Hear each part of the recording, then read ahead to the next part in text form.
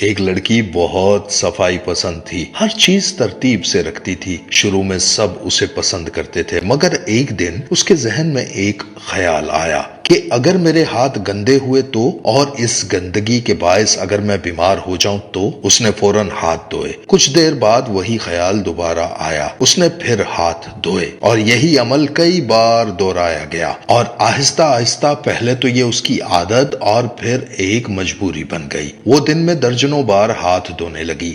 دروازے، موبائل، میز، غرض کے ہر چیز اسے گندی لگنے لگی۔ اس کے ہاتھوں کی جلد اترنے لگی اور زخم بن گئے، مگر اس کا ذہن کہتا رہا کہ ابھی بھی سب کچھ صاف نہیں، دوبارہ دھو۔ اس نے باہر جانا چھوڑ دیا، لوگوں سے ملنا چھوڑ دیا، اور ایک دن اسے احساس ہوا کہ وہ اب زندگی نہیں گزار رہی، وہ صرف اپنے خوف کو مینج کر رہی ہے۔ علم نفسیات میں اس کیفیت کو OCD یعنی آبسیسو کمپلسو ڈس آرڈر کہا جاتا ہے۔ بار بار آنے والے خوفناک خیالات جیسے کہ میں گندا ہوں یا کسی خطرے کی موجودگی کا احساس، اور وہ عمل جو آپ ان خیالات کو کم کرنے کے لیے بار بار کرتے ہیں، جیسے بار بار ہاتھ دھونا وغیرہ، یہ صرف عادت نہیں بلکہ ایک ذہنی قید بن جاتے ہیں۔ اگر اسے نظر انداز نہ کیا جائے تو یہ آپ کی زندگی پر قبضہ کر لیتے ہیں، وقت ضائع ہوتا ہے، رشتے متاثر ہوتے ہیں، جسمانی نقصان ہوتا ہے،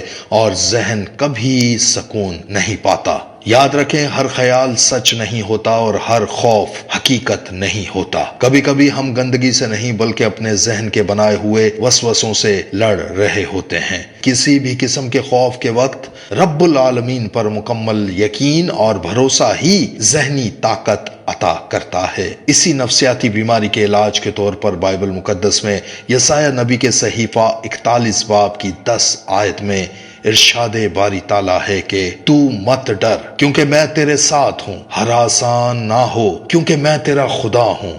آمین۔